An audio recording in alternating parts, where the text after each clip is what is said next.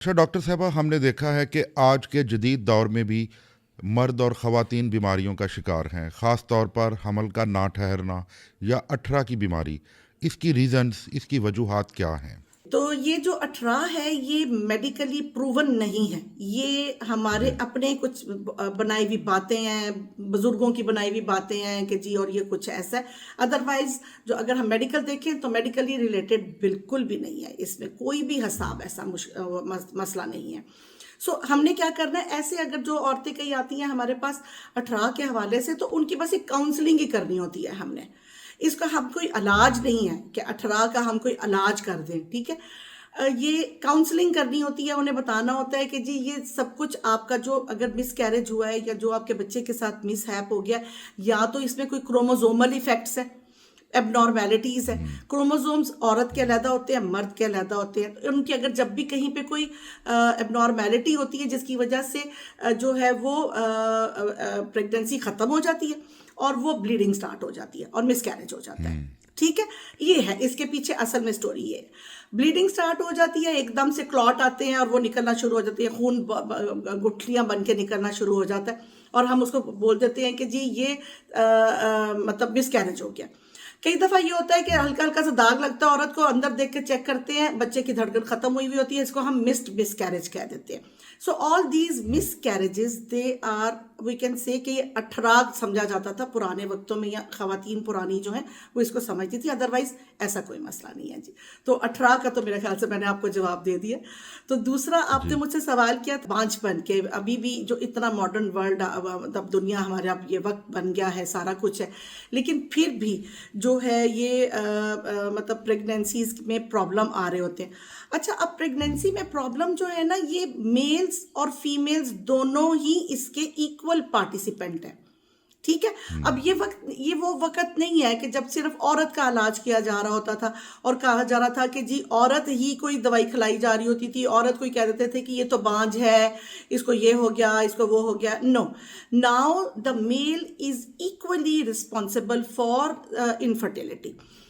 40 to 50% जो है ना, ये हमारे ये जो गाइडलाइंस के प्रूवन है, जो कि रॉयल कॉलेज ऑफ यूके है, उसके प्रूवन है कि 40 to 45% जो इनफर्टिलिटी है वो मेल्स से रिलेटेड अब आ रही है।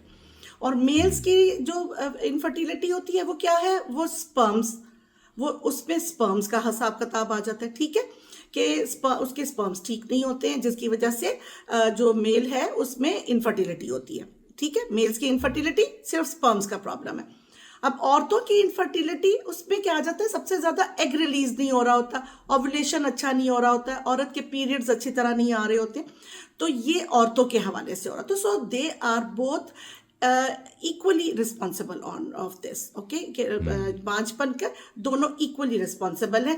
हम इसमें ये नहीं कह सकते अगर औरत का कोई प्रॉब्लम है तो मर्द ठीक होता है तो भी अब प्रॉब्लम नहीं हो रहा, अभी हम हमल नहीं हो रहा होता, मर्द ठीक है, औरत पे प्रॉब्लम है, हमल नहीं हो रहा होता। कई दफा ये होता है दोनों ठीक होते हैं, दोनों बिल्कुल ठीक होते हैं, दोनों के टेस्ट ठीक आ रहे होते हैं, अल्ट्रासाउंड में औरत के एग भी बन रहा है, उसके पीरियड्स भी ठीक है, सारा कुछ है, बट क्या है, अनएक्सप्लेन्ड इनफर्टिलिटी है, हम इसको बोलते हैं। और ये मैं अपने पेशेंट्स को, अपने क्लाइंट्स को, जो मेरे टिकटॉक से रिलेटेड है, फेसबुक से रिलेटेड है, क्योंकि मेरा एक बहुत ह्यूज अल्हम्दुलिल्लाह जी, मेरा एक मेरे फॉलोअरशिप है जो कि फेसबुक पे भी है और जो कि टिकटॉक पे भी है। तो मैं उनको बताती हूँ कि this is called unexplained infertility, जिसमें सब कुछ ठीक है, सब कुछ ठीक है, अनएक्सप्लेन्ड है, मतलब कुछ समझ नहीं आ रही कि क्या हिसाब किताब है। अब इस पे हम ये कहते हैं कि जी अनएक्सप्लेन्ड इनफर्टिलिटी है, इसका इलाज मतलब मैं अपने हवाले से ये करती हूँ कि मैं हस्बैंड वाइफ को ट्रीटमेंट देती हूँ, 1 या 2 साइकिल का उनको ट्रीटमेंट देती हूँ।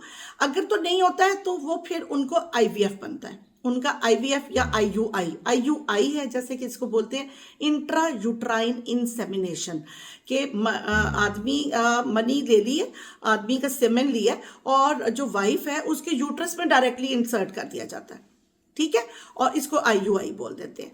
अब या फिर हम आईवीएफ कर देते हैं कि आईवीएफ में क्या होता है, जिसमें कि मर्द के स्पर्म और औरत का एग लेके उसके साथ स्पर्म्स को छोड़ दिया जाता है, और कोई ना कोई स्पर्म हेल्दी जो होते हैं वो उसके एग के अंदर घुस जाते हैं, और वहाँ पे प्रेगनेंसी वो मतलब वो क्या कहेंगे आप, कंसेप्शन कर देते हैं, कंसीव हो जाता है वहाँ पे ना एग, और जब वो स्पर्म मिलता है तो।